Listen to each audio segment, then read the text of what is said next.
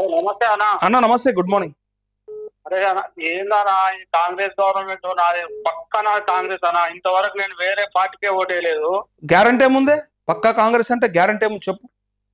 అదే అన్న, నాది మా మిస్సెస్ మా కొడుకులు ఇద్దరు కలిసి 3,20,000 ఉన్నదన్న. నేను ఏమంటున్నా, నువ్వు కాంగ్రెసే అని గ్యారంటీ ఏముంది? గ్యారెంటీ ఏం లేదు. మేము అసలు వేరే ఓటే మా కొడుకు జెడ్పీటీసీ అయితే కూడా మేము వేయలే అన్న. అవో అవునా? మరి కూడా మండలం కొదాసిపల్లి గ్రామం మాది. ఓడన్నా బుద్ధున్నోడు చేసిన పోయి చేస్తాడన్నా. నాకు అర్థం కాకూడదని అయినోనికే అయింది. పోయినసారి ఎవరు మన కేసీఆర్ ఉన్నప్పుడు వాళ్ళకే అయింది, ఇప్పుడు మళ్ళీ వాళ్ళకే అయింది. ఇప్పుడు మళ్ళా వాళ్ళకే అయితే మరి మేము ఎక్కడ పోవాలి? అసలు మనం రైతులం కామా? ఒకరికి అన్నాడా? అసలు మనం రైతులమా కామా? అదే అంటున్నా. మళ్ళీ మీరు పైసలు కట్టాలంటే 1,31,000 గోల్డ్ కుదిన కట్టేసినా నేను. 1,30,000 కట్టేసినావా? 1,31,000 కట్టేసిన, బంగారం కుదబెట్టి కట్టొచ్చిన. ఎవడు చెప్పిండన్నా? ఏ సన్నాసి చెప్పిండి నేను కట్టమని? ఆడే చెప్పాగా, సన్నాసి చెప్పిండు. మనం ఆ సన్నాసా? ఓకే ఓకే, సన్నాసి చెప్పిండు. అది సన్నాసి కాదు, సవట, అది దద్దమ్మ సుంట. వీళ్ళని ఓడియమన్నాడే ఈ హామీలన్నీ. ఓడియమన్నాడు వీళ్ళను. ఎందుకు అప్పులు చేస్తున్నారు? సరే హామీలు ఇచ్చిర్రు, సరే దొంగ హామీలు ఇచ్చిర్రు అనుకుందాం. పైసలు కట్టమని ఎవడు చెప్పమన్నాడు అసలు? పైసలు కట్రాపోరు రేపు భర్త అన్న దొంగలు ఎవరు? ఇద్దరు అన్నారు, ముఖ్యమంత్రి అన్నాడు, మంత్రి అన్నాడు.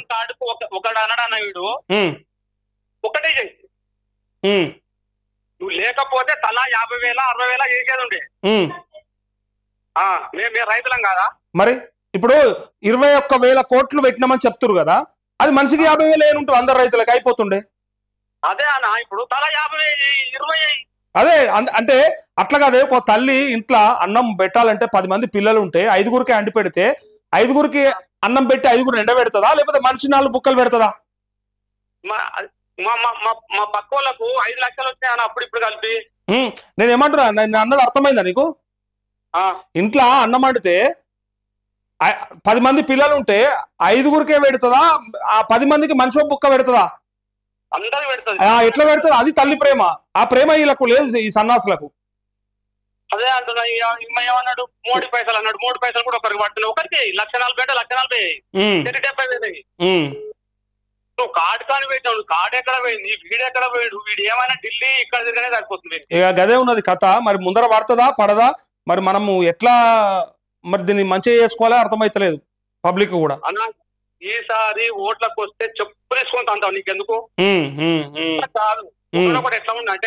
అది నువ్వు నాకు చెప్పకిగా, నువ్వు అది ఏం చెప్తావు చేసుకోగాని. ఇప్పుడు రాజగోపాల్ రెడ్డిని అడిగినావు మరి మీ కాంగ్రెస్ ఎమ్మెల్యేను? ఏమడతావన్నా? ఇక మాకు నా పేరు వెంకరెడ్డి, మాకు అసలు సిక్కులేకేసాం మేము. మరి అట్లా కాదు. ఇప్పుడు రాజగోపాల్ రెడ్డి మంత్రి పదవి కావాలని తిరుగుతుండు కానీ మనకి రుణమాఫీ చేపిద్దామని అడుగుతలేడు. ఆడేడొస్తాడు, వస్తాడు అన్నమాట వాళ్ళు. అంతేనా? ఆడొస్తాడు అని అలా అన్నకు మంత్రి ఉన్నాడు, ఇంకా పదవి ఉన్నది. ఇంకా కావాలంట, ఒక్కరికే 2 కావాలంట. ఇద్దరికి ఇవ్వాలి అంటే ఇంట్లో ఇద్దరికి రుణమాఫీ జరగద్దు, కానీ ఇద్దరికి మంత్రి పదవులు రావాలి. ఓట్లు అయితే కావాలి. అదా ఓట్లు కావాలి, మంత్రి పదవులు కూడా కావాలి కదా. ఇప్పుడు అన్నకు ఉందని తమ్ముడు కూడా కావాలంటుండగా. చూడ బ్యాంక్ లో పాపం ఒక ఆయన వచ్చిండు, సినీలే బట్టలు గోల్డ్ పెట్టి కుదబెట్టి కట్టిపోయాడు. చూడిగా బాధ చూడు. మొత్తం బట్టలని చిరిగిపోయి నాకే బాధ అనిపించింది. అదే వాళ్ళు అధికారం వచ్చింది, పప్పు బెల్లలు పంచుకున్నట్టు పదవులు పంచుకుందామని చూస్తున్నారు.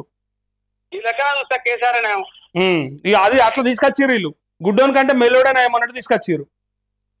ఇప్పుడు ఆంధ్రాలో కూడా అంటే ఏమన్నా పిచ్చర్లు అంటే ఈయన కట్ చేసినట్టు వాడు కట్టాలంటే వీళ్ళు తెంగితేనే ఎక్కడ పోతున్నాయి. కోర్టు తింటారు కదా, మనం ఏంటంటే కోర్టు తింటారు కదా వీళ్ళు. వాడు పిచ్చర్ తింటే 2,000 తినడే నెలకు తింటే పోయేదేముంది. ఇప్పుడు నువ్వు కట్టిన పైసలకు కాదే, నీకు కట్టిన పైసలకు మరి ఒక్కసారి ఎమ్మెల్యేని ఎందుకు అడగకపోయినావు? మరి ఏమైనా నువ్వు కట్టమన్నారు మీ మంత్రి, నేను కట్టినాను. నెంబర్ లేదా నీ తాడా? దగ్గర నెంబర్ ఉంటాడు, కలుస్తాడు. ఫోన్ చేయనుంటి ఒక మాట చెయ్యి నెంబర్ కరెక్ట్ చెప్తావే. నేను బరాబర్ అడుగుతా, లేకపోతే అబ్బో వీళ్ళను ములుగారతో పొడవాలి వీళ్ళను. అదే అంటున్నాను, చూస్తున్నా లైవ్ కరెక్ట్. వాళ్ళకు శరంగంలో అయితే వెయ్యాలి అసలు. మనం అంటున్న మాటలకు రైతులు ఇట్లా అంటున్నందుకు సిగ్గు శరం ఉన్నోడైతే అందరికి చేసేయాలి రుణమాఫీ. ఇప్పుడు మా ప్రజలదే కదా ఇంకో 500 ఎకరాలు కాకపోతే 1000 ఎకరాలు కుదవేసి అందరికీ ఎవరిది మరి ఇంటకెళ్ళి ఇస్తుండవు కానా నీళ్ళకే ఇస్తున్నా మనకేమన్నా మరి మన అయ్యా జాగిరా ఇది అదే అదే సైకిల్ కట్టమన్నా గోళ్ళ అట్లవా ఇట్లవా 2 దిక్కులవా ఇప్పుడు నిన్ను కట్టకుండా అయిపోతుండే నువ్వు కట్టాగంలో పడ్డావు వాడు చెప్పింది కదా ఇంకోటి చెప్పనా మా ఫ్రెండ్ ఉండు మా ఊళ్ళో అప్పు ఈయన 1,50,000 తెచ్చుకుంటూ బిడ్డ కార్డులో ఉంది ఎకరం కొనుక్కొని 50,000 తెచ్చుకుంటూ అది కూడా ఇళ్ళకే పెట్టిరు. అయ్యో ఇంకా చెప్పు ఇక కథ చూడిగా అమ్మాయి కొనుక్కుంది ల్యాండ్ పెళ్లి అయిపోయింది అదే 50,000 తెచ్చుకుంది ఈ పిల్లాన్ని 1,50,000 మొత్తం కలిపి 2,12,000 అయితే 12,000 కట్టి వచ్చిండు అక్కడ ముందే కట్టి వచ్చిండు. ఇక బిడ్డలు కూడా గిళ్ళకి వేసినాడు ఇప్పుడు ఎంత లక్ష చూడాలి సీఎం గారు నాకు అర్థం కాక ఎవరు చెప్పిండు వీళ్ళ గైడ్ లైన్స్ ఆ పాత వాళ్ళకి 11,000 కోట్లు ఇవ్వకపోతే ఇప్పుడు వీరి కొత్త వాళ్ళకి వచ్చుదానే మరి ఎందుకు ఇవ్వాల్సి వచ్చింది వీళ్ళకి ఏం పరిపాలన చేస్తారు ఇలా ఇగో మనం ఏమంటామంటే రైతులకి వాళ్ళకి పెట్టిన ఎందుకు మాకు ఎందుకు పెడతలేవు అని అంటలేం మనం పెడితే అందరికి పెట్టు అంటున్నాం మనకేం బాధ లేదు వచ్చిన వాళ్ళకి 2 సార్లు వచ్చిందంటే సరే ఆయన అదృష్టం బాగున్నది ఆయన రైతే సరే పడని మా రైతుకే జరిగింది మంచి కానీ అందరికి ఎందుకు పెట్టవు మరి పక్కనకి ఏమనిపిస్తుంది మన ఆల్రాదే వాళ్ళు రైతు నువ్వు రేషన్ కార్డు లేనాకేమో ఎంతకీ చేసినావు 3 లక్షల మందికి మాకు రేషన్ కార్డు ఉండే అన్నున్నోనికి మరి ఒకటే మాటనన్నా చెప్పాలి 2 లక్షల కంటే మీద వాళ్ళకి మేము చెయ్యము అని చెప్తే అదని అర్థమవుతుంది కట్టకపోదురు లేదా ఎలక్షన్ ముందన్న నువ్వు మేనిఫెస్టోలో పెట్టుకుంటప్పుడు 2 లక్షల కంటే మీద వాళ్ళు మాకు ఓటు వేయకూరి మేము చెయ్యం అయిపోవు మాది 2 లక్షల వరకే చేస్తామని చెప్తే అయిపోవు ప్రతి రైతు కుటుంబానికి ప్రతి రైతుకు 2 లక్షల రుణమాఫీ అని చెప్పారు ప్రతి రైతు అంటే మనం లేమా మళ్ళీ ఇప్పుడు కేసీఆర్ ₹1,00,000 చేసింది కానా మా వంతు 90,000 ఉన్నది మరి ఆ 90,000 కూడా చేయలేదు చూడు 90,000 కూడా అప్పుడు 90 ఉండే మా కొడుకు 90 ఉన్నది మా మీద 1,00,000 ఉన్నది మరి 1,00,000 అన్నప్పుడు నువ్వు 1,00,000 వద్దనప్పుడు ఇవ్వాలి కదా మరి ఇప్పుడు టెక్నికల్ ఇష్యూ అయ్యంటారు కదనే మరి మాకు వడ్ల పైసలు పడుతున్నాయి 3 పైసలు పడుతున్నాయి 10 పైసలు పడుతున్నాయి నీకు టెక్నికల్ ఇష్యూ ఏడ ఉన్నాడా ఏడ ఉన్నది టెక్నికల్ ఇష్యూ ఎట్లుంటది గట్ల ఎట్లుంటది ఏడ ఉంది చెప్పు నాకు అన్ని పడ్డాక టెక్నికల్ ఇష్యూ ఎందుకు వస్తుందా అదే అంటున్నా ఇప్పుడు నువ్వు ఏమన్నావు నువ్వు రేషన్ కార్డు ఒకరికన్నా రేషన్ కార్డు ఒకరికి అందులో ఇద్దరుకుంటే ఇద్దరికి 50,000 వేస్తావా 1,00,000 వేస్తావా మీరు పైసలు కట్టుకోండి ఏదైతే కట్టాడు కట్టిండ్రు ఇప్పుడు నువ్వు కట్టినావు కదా ఇప్పుడు అప్పు చేసి ఇప్పుడు లేనోడే సరే నా దగ్గర బంగారం పుస్తకాడు అందులో వేస్తే కట్టి వచ్చిన నువ్వు లేనా నువ్వు నీ 2 లక్షలు రాదు వాడి తెచ్చుకుంటే లేకపోతే లేదు నీకే వస్తాయి మళ్ళా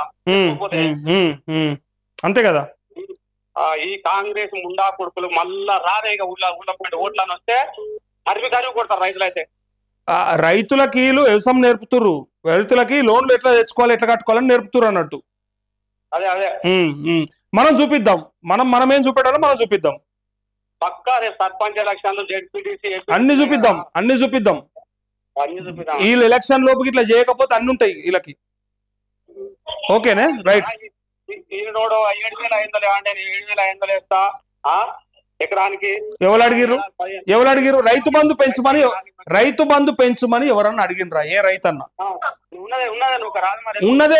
ఉన్నదాన్ని ఎలగబెడితే అయిపోతుండే కదా మా ఊళ్ళో అయితే నీకు ఎందుకన్నా గుట్టల కాడికే చేసింది కేసీఆర్ అయితే వాడు కూడా పెద్ద లక్కోరోడు ఇక అదే ఆయన అట్లా చేసిండు ఈయన ఇట్లా చేస్తుండు మా బాబు 72లో కొన్నాడే 1972లో కొన్నాడు మా బాబు ఏది ల్యాండ్ ఎంత 26 గుంటలు ఉంది అయితే అది మొత్తం మా పెదనాయన ప్లాట్లు చేసి అమ్మిండు